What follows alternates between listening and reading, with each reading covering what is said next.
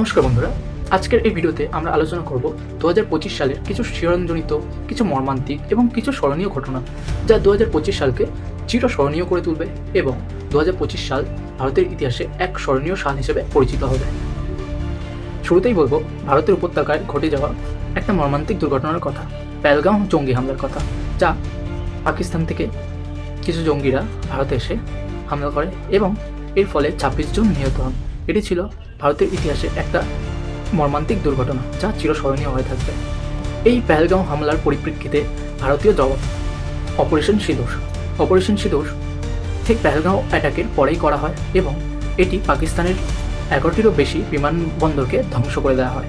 এই অপারেশন সিঁদুরে নিহত হন 100রও বেশি পাক জঙ্গি এবং 30 থেকে 40 জন পাকিস্তান সেনা। মহাকুম্ভ মেলা প্রায় 144 বছর পরে অনুষ্ঠিত হয় ভারতে।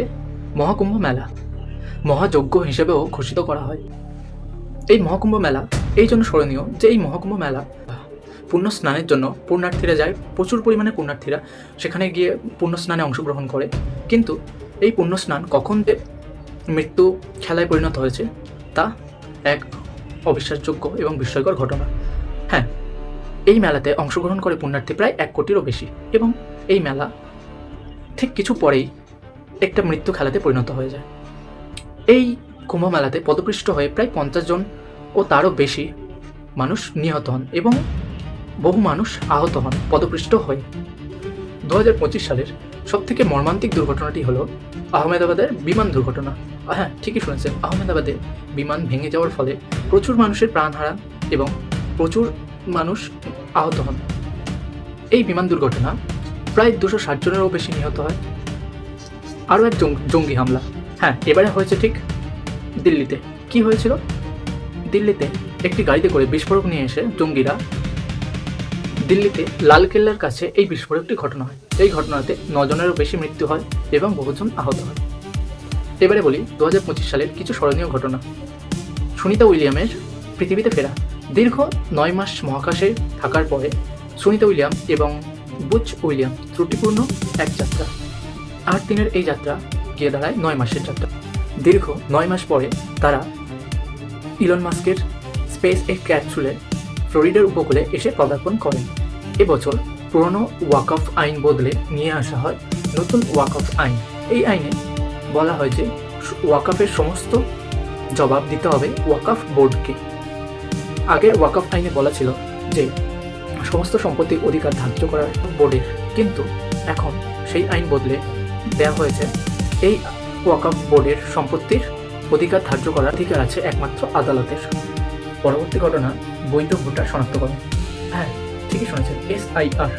এই SIR বৈধ ভোটার শনাক্তকরণের জন্য এবং অবৈধ ভোটার এর ভোটাধিকার থেকে বাতিল করার জন্য।